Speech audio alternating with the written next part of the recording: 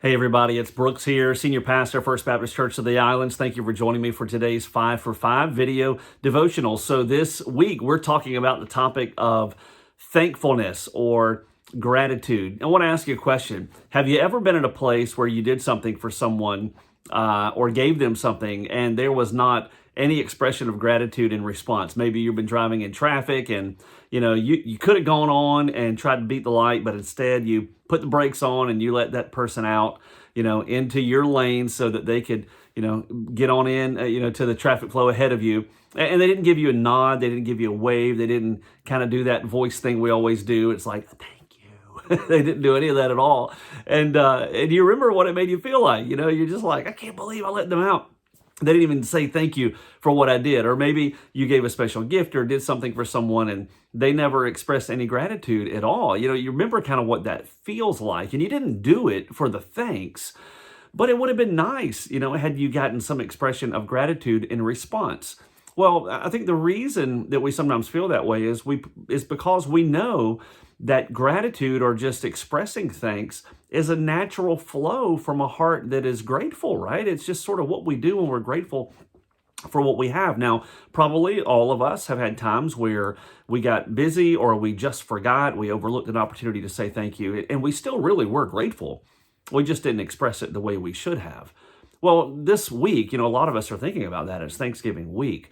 And when we think about the topic of thankfulness or gratitude, sometimes we do lose sight of the fact that it is really the appropriate response for something that another person has done for us or for something that someone has given to us. For us in our Christian walks, we have that vertical component to our gratitude.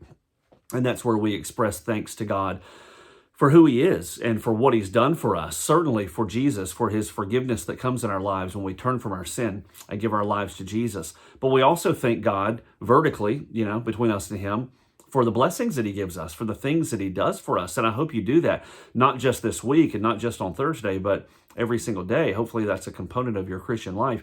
But also there's that part where we horizontally should express gratitude to those around us as well. Just a simple thank you. And oftentimes, it's for those things that we've come to take for granted, those things that we have become so accustomed to that we forgot to just simply say thank you. There's an interesting passage in Colossians chapter 3. And in Colossians 3, Paul obviously is writing to the church in Colossae. And I want to read a few verses here that have nothing to do with gratitude, but then I want you to listen to the very end and how it is added in there at the very close of this passage. He says, "So then, as those who've been chosen of God, holy and beloved, put on a heart of compassion, kindness, humility, gentleness, and patience, bearing with one another and forgiving each other. Whoever has a complaint against anyone, just as the Lord forgave you, so also should you. Beyond all these things, put on love, which is the perfect bond of unity." So he's talking about all these things that we need to do to help have peace with one another, right? To have good, solid relationships with one another. In verse 15, Colossians 3, he says, "Let the peace of Christ rule in your hearts, to which indeed you were called in one body, and be thankful." Wow, it's interesting that he puts that component in there towards the very end. He says, "and be thankful."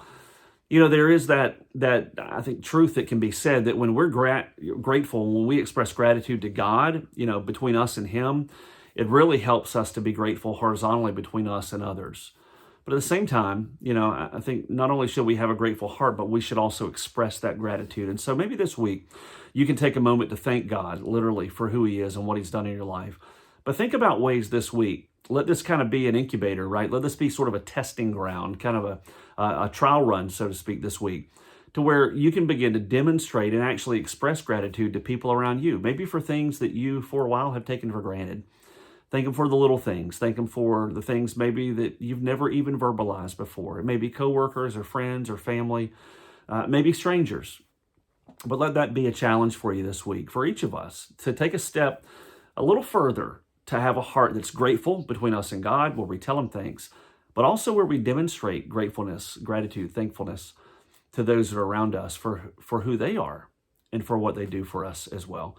Hey, this is Thanksgiving week, and we hope that for you, whether you're traveling or not, whether you're with family, friends, regardless of where you may be, we hope it is a great Thanksgiving week for you, and that you can enjoy the blessings and express gratitude for the blessings that God has given you. God bless you. Have a great day.